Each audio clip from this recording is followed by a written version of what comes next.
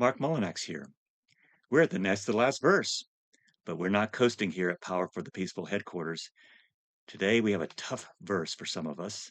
And among all the verses in Tao Te Ching, this and verse 47, a related verse, are the hardest verse for me to accept in the entire Tao Te Ching. So I have a lot of learning and history with these verses. So today's verse 80 is entitled, What We Need Is Here. When you listen to the ground and you put your roots down, you can hear what she says if you're listening. When you listen to the ground and you put your roots down, you can hear what she says if you're listening. The sweet sound of the river as she moves over the stones. The same song that the blood in your body sings as it weaves around your bones. When you're listening, are you listening? The stars are far brighter than the gems without measures.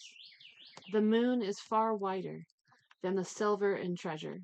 The fire is more shining on hearth and the gloaming than gold won by mining. J.R.R. Tolkien and The Hobbit. So why go a-roaming? Why are you so enchanted by this world when a mine of gold lies within you? Rumi in the arms of the beloved. Welcome back, Nina Sabatino. Nina was our companion voice for verse 61 and part of that choir of voices from our West Asheville reading group for verse 65. Nina is the organizer of that Dallas Book Club here in West Asheville. And anything you'd like to say by way of introduction, Nina? Sure. Thanks for having me on here again, Mark. It's always a blessing to be around you. I guess I am here Mhm. and I am free. Okay, good. What do you what what do you you're the organizer of this book club. You're reading Tao Te Ching now. What are you getting out of Tao Te Ching? Because it seems like it was a brand new thing for you. Yeah, the Data Ching came to me maybe about a year and a half or a year prior to joining the book club. It kind of fell into my lap um, I was working at a coffee shop in Mars Hill, North Carolina, and a customer had come in, and we just got to talking a lot about grief and stuff, and he gifted me specifically Ursula K. Le Guin's translation, and he said that it made him think of me, that particular translation. And I was going through a lot. I had lost about 90% of everything I owned. Was really rebuilding my life from the ground up after going through some hard stuff. And so that, to me, that it felt like that book came to me exactly when it was supposed to. Mhm. And the book club kind of came to me sort of in the same way. It kind of just fell into my lap exactly when it was supposed to. When I met Chad, Yeah. and he said it was the next book that they were reading when he brought it up, and I just joined, and Yeah. now here we are. Yeah. And so for me, this book has brought me what it feels like I've come back home to myself. Wow. Um, and it kind of feels like if I could put my soul on paper, this would be it. So nice image. Yeah, Yeah. so it's been a good return, Yeah. Yeah. which I think is also very relevant Yeah. to this chapter. And I Exactly. think why it resonates for me in a way that's challenging yet also very deep. Wow. Thank you. Thanks very much. Yeah. We'll hear from more from you as we go through this. So, for the last 2.5 years in this podcast, we've tried to follow Lao Tzu's logic for restoring virtue and Tao as offsets to artifice and constantly acquiring junk as the true ways to peace. Here at the end of this long poem, Lao Tzu wishes almost that he had a small village to try his ideas on, a demonstration plot for Tao. But he never got his wish. But still, he leaves me intrigued. What would Tao look like in a small area where nobody traveled anywhere? So we're at verse 80. I used to hate this verse because I loved my passport. I love traveling, 35 countries, one of which I've lived in for over 4 years. Did I mention I love to travel? The wanderlust is strong in this one. Maybe you're the same. Got to be on the road, boldly going, as Star Trek put it, to find new life, new civilizations. Translated, don't stay still. Get outside. Explore. I mean, just look at the synonyms for sedentary. That is the opposite of boldly going. The synonyms for sedentary include lazy, slothful, indolent, sluggish, desk bound, sleepy, torpid, dormant, even idle. So Star Trek's mission statement seems to encapsulate the entire ethos of Western civilization. But no more. It hit me during the last 2.5 years of making this podcast that I was probably a bored person, always looking for a hit of travel to spice up my life. Travel may relieve boredom, but I've come to see that constantly leaving home is unsustainable. Frequent travel by a privileged few like myself attacks the very heart of our planet. To start a list of reasons why being homebound, not everywhere bound, may need our attention. Nina and I will explore how being everywhere bound is not Tao at all. So, verse 80 rhymes in concept with verse 47. So, I'd like to embrace both verses today. And we'll begin with Nina reading both verses now. Let's see what Tao has to say to us, Wanderlusters. I invite us to hear again, for the first time maybe, and be moved. Nina? Verse 47. As within, so without. Without stirring from your room, you can open doors of understanding to the ways of the world. Without looking out your window, you can see heaven's way. The more you stir about, the less likely you are to know. The sage knows enough without walking about. He does not need to look to understand perfectly, nor does he need to act in order to succeed. In verse 80, better where you already are. May your country be small, with a modest population. Even if you possess labor-saving devices to increase your economy by 10 or 100 times, do not use them. Let them all decay. Limit your travels. Consider only the value of your lives now, here where they are. May your boats and wheeled vehicles have nowhere to go, and so fall into neglect. The same for armor and weapons. No displays, no uses, just dust collectors. Restore the old codes of knotted ropes to communicate and keep accounts. Delight in your food. Appreciate the beauty of your clothes. Find enchantment at your hearth. Discover your joy in a modest life. Even though you can hear barnyard animals from the nearby village, it is better where you already are, until your last day. Thank you. Verses 47 and 80 both suggest the world you're searching for out there might already be here, if only you could see it rightly. Nina, I think you may have some initial thoughts here. My first thought after reading verse 80 is definitely home is where the heart is. I think that when we constantly seek out, where we think the grass is going to be greener, by the time we get there, we're already ready for the next best thing. Yeah. And so we miss, the moment when we get to where we always want to be. Yeah. Yeah. And I think that living that Western way, we're always doing things kind of half-hearted. Yeah. And we're never fully experiencing the moment full-heartedly. Yeah. And it also makes me think about this other book club that I'm in. One of my friends there, she was talking about how she was watching a video of a bird building a nest and just how in awe she was of that. And it got me thinking about, what if we were to look at life,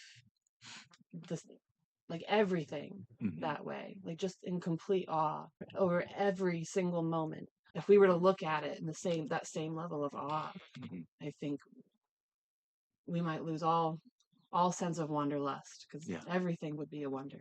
It's like only the good things happen when you're on an airplane going somewhere. Like everything else is kind of boring. Yeah. Yeah. Okay. Well, we got a little bit of word nerdery first, and then we'll get to the verse. It's the line, restore the old codes of knotted ropes to communicate and keep accounts. What does that mean? This seems like a textual ruin, that is, a place where we've lost the context. But this is only an ancient context. Back in Lao Tzu's day, knotted ropes, along with notched sticks, were ways of accounting and communication. And not just in China, but also in ancient Near Eastern and Incan cultures before their development of written symbolic language.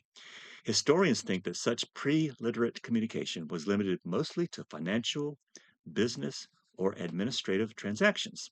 So in China, knotted ropes would have been a well known communication device long, long before the writing of Tao Te Ching.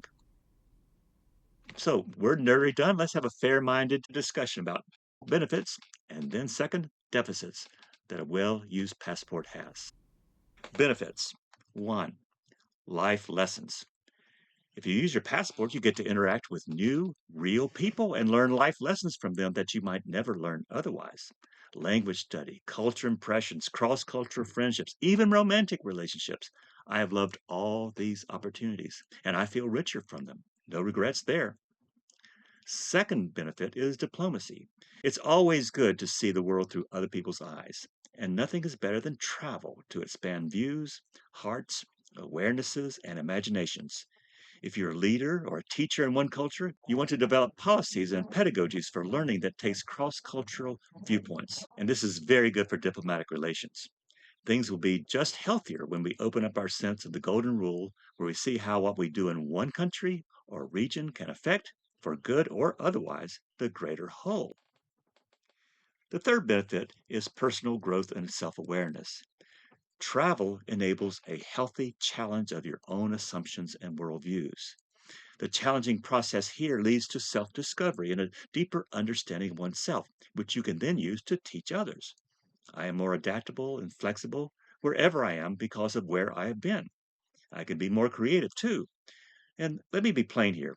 Without my visits to China, without my learning Chinese writing in East Asia, this podcast and my translation of Tao Te Ching would never have happened. So, Nina, you see other benefits? Couldn't agree more with all of that. And that was kind of something before we started. That was kind of a question I had in my head of what about these things? Hmm. So you really answered all of that for me, Yeah. validated that for me, because I feel that my travels have definitely deepened my understanding of other people and my relationship with others, and have helped me to better understand myself and what my values really are Mhm. by experiencing just more of the world around me. Yeah. Um, when I was in college, I got to go to Kenya for a study abroad trip where we were studying the regional development of the area. So like why that nation is a developing nation. I'm so blessed for that opportunity because it helped me to be able to witness, what colonization actually does and is Mm. currently doing. Yeah. Um, but also to like witness that culture, which is so different from Western culture, which is pull yourself up by your bootstraps. And their culture is, these smaller, like more localized communities, and Mm. like it's usually the attempts at globalizing that Yeah. further disenfranchise folks in that Yeah. area. Um, but to see, especially going like visiting the slums there, to see the women and children in particular just so like full of love and joy and like free of worry.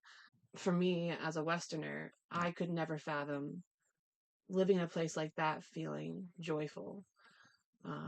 But for them, home is in that space, Yeah. Yeah. of having each other and caring for each other and surviving as a community by Yeah. working with each other. Um, and that is, you know, that's a lesson that I'll take with Yeah. me So, anywhere I go. so they had no option to live anywhere else, so they made the best of what they had. Yes. Yeah. Okay. All right. Yeah. And I definitely, and that doesn't, and that's not to negate the fact that like what they're going through is not, it could be better. Yeah. Uh, but just that, and it's, a lot of humility for me as Yeah. someone who Mm. thinks I've had it rough, Yes. Yeah. um, and have made myself have to be the victim in situations where I feel like things aren't fair for me. Yet there are folks who are going through drastically different Yeah. experiences, and because they have each other, Yeah. they have joy and love. Yeah. Um, it just really changes the shift in perspective, Yeah. and how much I complain, but also, you know, just it puts so much more value. Yeah. Um, So it's almost like you experienced someone who was experiencing home and their rootedness. right. Yeah. Yeah. Mm. As someone who is constantly seeking to wander away from where I'm at, Yeah. and see what else is out there. Yeah. Okay. Yeah. So as we've seen, travel can offer some real gifts. But what about the cost? Of course, there's the things that come with travel called culture shock and visa issues and language unknowns and being a constant voyeur of others in the world. All these come to mind. Then there's that travel that one could be tempted to do. Visit exotic places, Angkor Wat, or hike the Great Wall of China and run with the bulls in Spain. Boosting your boasting may not prove a sustainable reason to travel, though. And then there's this utter disregard. First is a disregard of the tremendous damage to the earth and hydrocarbon burning required by travel. Usually, it's much worse for the planet to fly, especially short flights. Then the disregard and disrespect we travelers can bring to a faraway place's cultural treasures.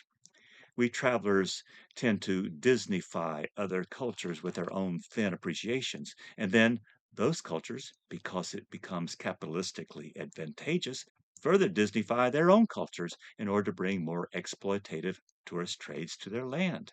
Result, our presence abroad serves to cheapen rich cultural experiences. Our money spent abroad goes to the Disneyfiers.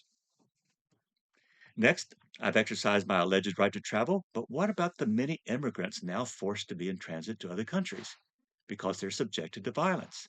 Does not their right to travel, to escape existential threats, interact with my first world privilege to try to travel? There seems to be a need to travel for many, and a want to travel by people like me. There are only so many seats on international transportation, only so much fuel. Who's going to get it? Nina, other downsides you see? Yeah, I also think, and this goes back to my experience in Kenya too, like that white savior mentality Yeah. too, where we think organizations or folks who want to travel in an effort to try and help those that Yeah. they deem less than them. They feel like they're going over there to help, but usually what happens is the work that they're doing is not sustainable and Yeah. usually just puts the locals in a place where they have to either undo or fix Yeah. what what the outsiders have come in to try and Yeah. help. Because they just assume that they know better than the Mm. locals what they need. Right. Yes. Another big blind spot for folks who think that they're really, or who really want to do good. Hmm. Um, and I think like if we're gonna travel and do stuff like that, it's good to keep ourselves in check and make sure, Yeah. are we listening to the community? Are we, Yeah. you know, Are we what do acc- they need, and then how can we provide the resources? are we accountable to their future, Right, not just their present tense? right. Yeah. All right. For me, Nina, the most compelling reason for the Taoist and for me is this, however, at home is where I'm laziest and most forgetful of Tao. At home, I have hundreds of distractions so carefully placed so I can do anything and everything except the necessary. Home is where Tao should be most fruitfully practiced, but home is also the place of my greatest distractions. It's easy to practice at a monastery or on a retreat, but it is much more difficult to practice at home with all of our habits and comforts and diversions awaiting us at every turn. What happens if I reframe home or anywhere I happen to be at the time as a retreat center? Maybe the image of a snail or a turtle always at home in its slowly moving shell. Maybe that's an apt metaphor here. My reframing of travel, passports, and home began to change 3 decades ago when I read a famous children's story with my young daughter called The Treasure by Yuri Shulevitz. It's about a poor man named Isaac who has a recurring dream that under a bridge in a far off city lies a treasure. The dream comes often, so Isaac decides to live out his dream and journey to this far city. It takes a long time, and the trip is not cheap. When he got to the city, he found the bridge, but he could not discover any treasure. So he mopes around for a few days until he meets a guard, and then Isaac spills his story about his mission. Well, that's odd, remarked the guard. Sometimes I have a dream too. My dream tells me to go to your city and find a man named Isaac, and if you dig under his stove, you'll find a treasure. Isaac quietly bows to the ground and starts his journey home. And when he arrives home, he digs under his stove and finds a great treasure. Now, I'll leave out some of the warm endings, but I shall leave you with the moral of the story. Sometimes one must travel far to discover what is near. When you're listening, when you're listening, are you listening? When you're listening, when you're listening, are you listening? Long ago, the poet and moral ecologist Gary Snyder said, quote, "The most radical thing you can do is stay home," unquote. A phrase that has vexed, perplexed, angered, and finally started making sense to me. And then Rebecca Solnit, whose quotes have been in this podcast frequently. She has a provocative 2008 essay in Orion magazine. The link will be in the show notes. And her argument began to dissolve my arguments for the right to travel. When we travel, she asked, Will the world reorganize for the better?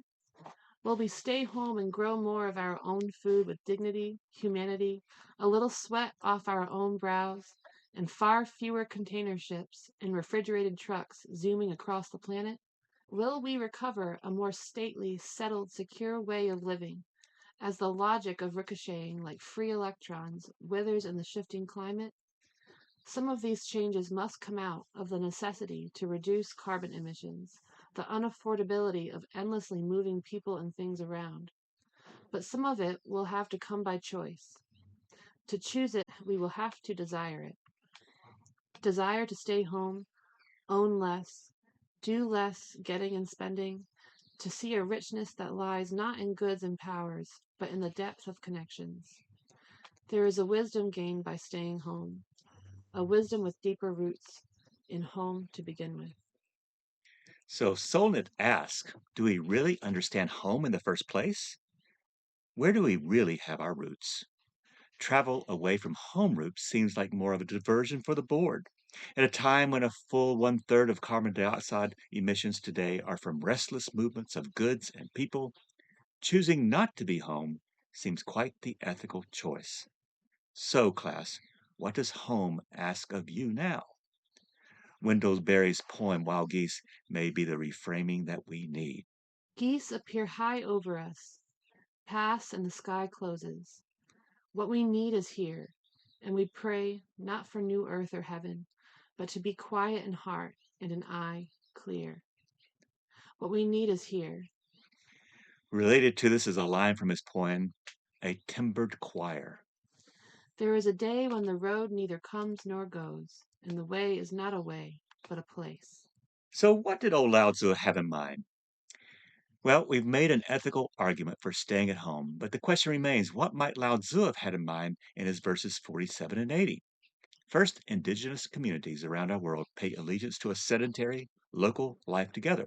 Their idea of, quote, life together, unquote, is not limited just to fellow human beings, but to become and remain in dialogue with all the energies, beings, rocks, rivers, mountains, and land where one is at home. Home is an advanced ecological understanding of place.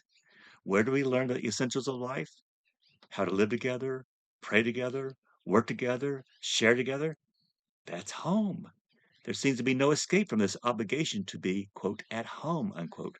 But rather than treat it like a life sentence, try instead to realize that who you are and what you do with your life And who you will become is primarily determined by those who love you at home. There's no other place where the rooting of our life grows so deep. In life, lived together, when conflict arises, if no one is in the habit of escaping, you have a great incentive for the working out of things and not just sweeping things under the carpet of tomorrow. Home is where we're first bathed as a newborn, where we're taught at our ancestors' knees about how to be human in an other than human world. Is where babies are born and grow up in stature and wisdom, and where the wise mature and grow old, and where the old are tended as they die. Home is where we store the ancestral wisdoms, keep the pictures and other memories for the generations to come. Home is where we restore and repair what has been separated, where we rest from what has been strained and taxed, where we heal what has been broken or neglected.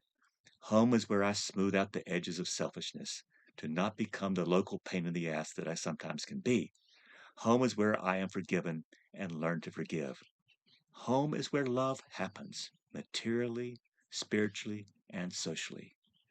I really, really love that story about about the dream and leaving and then returning home.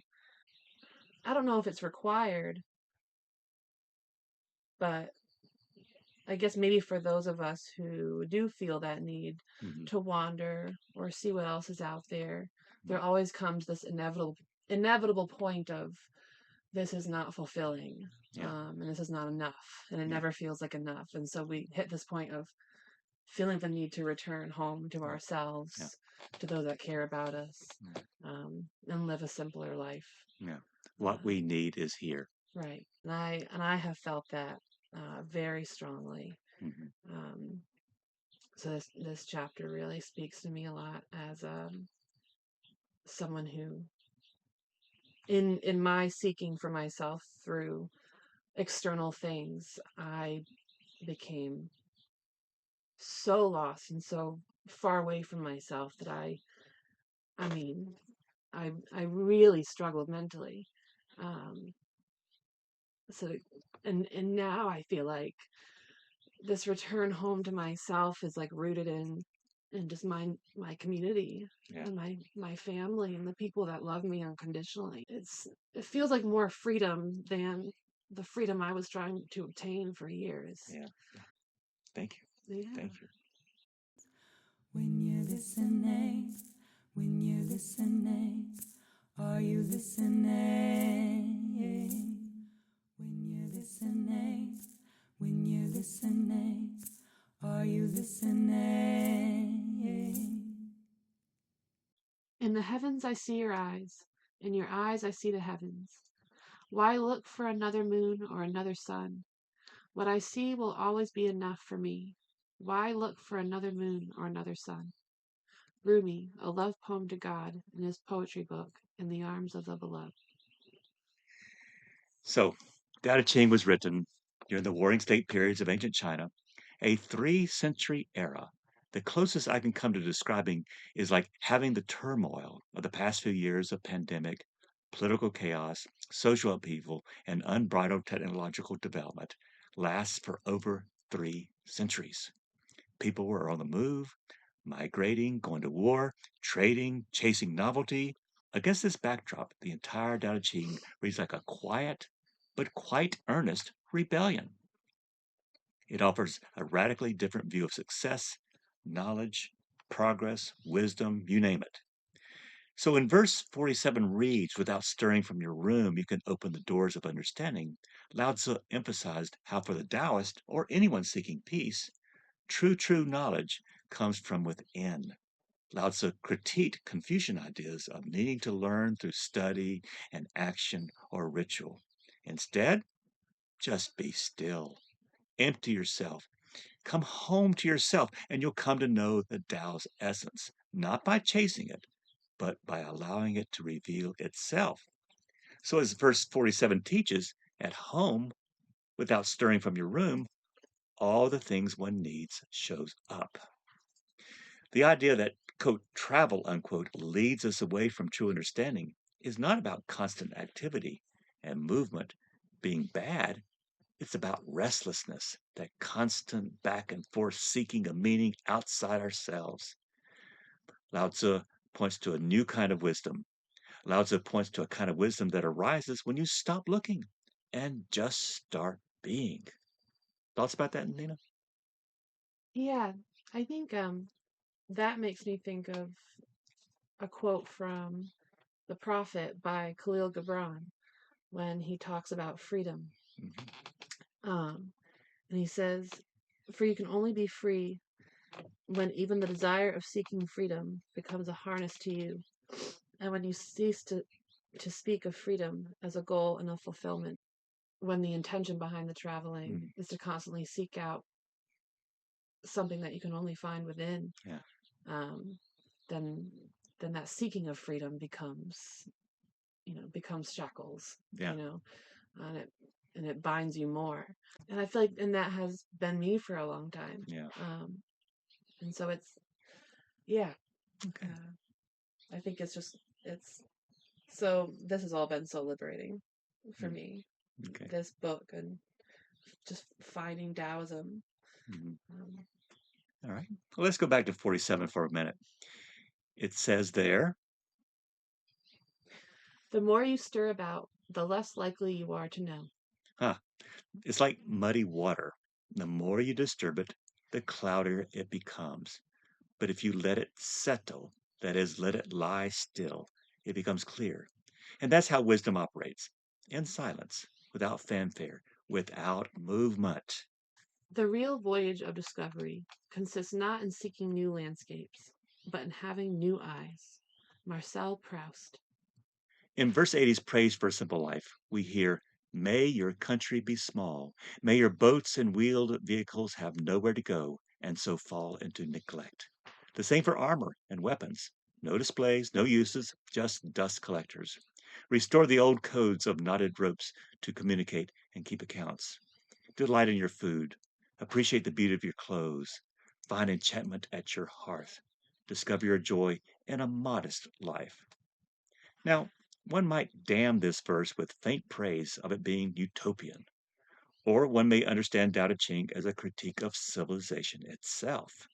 Lao Tzu imagines a society that does not chase growth or power or innovation, a place where people rest content with what they have and where they are. Taoism isn't anti technology in a modern sense, but it's deeply skeptical of technological or material advancement as paths to peace at last. Let your boats and wagons gather dust. So, how would we phrase this same sentence today?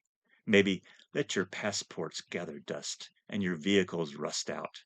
This isn't just nostalgia for a rural life, it's a spiritual message. When we are always trying to go elsewhere, we never arrive at or meet ourselves. When we try to go elsewhere, we don't arrive anywhere. Going somewhere is a metaphor for a frenetic discontent. Maybe a better way to frame this verse is with the example of a turtle or a snail or anything that carries its home as it travels. But it's slow travel. The entire home travels too. What might that look like, I wonder, for those of us who do not carry our homes on our backs? Ralph Waldo Emerson. Though we travel the world over to find the beautiful, we must carry it within us, or we find it not. So, in the end, quote, home, unquote, isn't a location or a GPS point, it's a way of being. A Taoist is someone who finds meaning not by adding more of the needless, but by subtracting what distracts from its presence. So, why is home so central? Home is harmony. For Lao Tzu, home is being centered, a place where there is no chasing, no achievement, no acquisition, no conquering. Home is where we learn power for the peaceful. So, in Taoism's worldview, travel equals desire, distraction, and ego without end. Stillness equals presence, harmony, original peace, and Tao. The Taoist sage knows without going anywhere. She is aligned with the natural flow of things, so she doesn't need to chase after knowledge or success. Since Tao is already all around, she need not go anywhere to find it. The map to the universe is lined out and lived out at home. Every person and event is a map to the universal. Being at home is a sacrament to be practiced at home. Home is our state, and home is our practice of nature. Maybe wisdom isn't anywhere else except home. And maybe it's been knocking all along from the inside of your own door. The word radical comes from the Latin word for root. Perhaps the most radical thing we can do, in the time left to us, is to start turning over the soil, loosening it up for the crops to settle in, and then stay home to tend them. Learn your own cultural roots. Know the cultures of peoples who have lived where you live. There is a lot of wisdom at home. How to live lightly on this planet. How to share resources that we find so many ways are not scarce at all. If you don't know where you are, you don't know who you are. Wendell Berry. And think to yourself, there's no place like home. There's no place like home. There's no place like home. There's no place like home. Finally, here's a family friendly version of this verse. Verse 80. Love where you live. Imagine your home in a tiny village with only a few people and very few needs, not even gadgets to make life faster. You don't need them. Let them gather dust. No faraway trips, no shiny weapons, just simple, quiet life. Just simple joys that beat chasing more and more. Enjoy your meals. Love your clothes. Stay cozy at home. Be happy with the little things. Even if the next village is close enough to hear, you won't feel the need to go. Life is most joyful when we find peace right where we are without looking for more. Sweet sound of the Thank you, Pod Class, for your river attendance. as she Today's episode is brought to you moves by through Nina the Sabatino's pond. life The and same voice, song Audrey that the Davis's blood artwork, in your and Molly body Hartwell's sings song and when the voice. breeze is Fortress Press holds the blowing copyright for warm. quotations from my Tao Te Ching Are you translation used here. listening? May your Are days you begin in peace of listening? home Are you to become the wisdom wounds for our listening? world.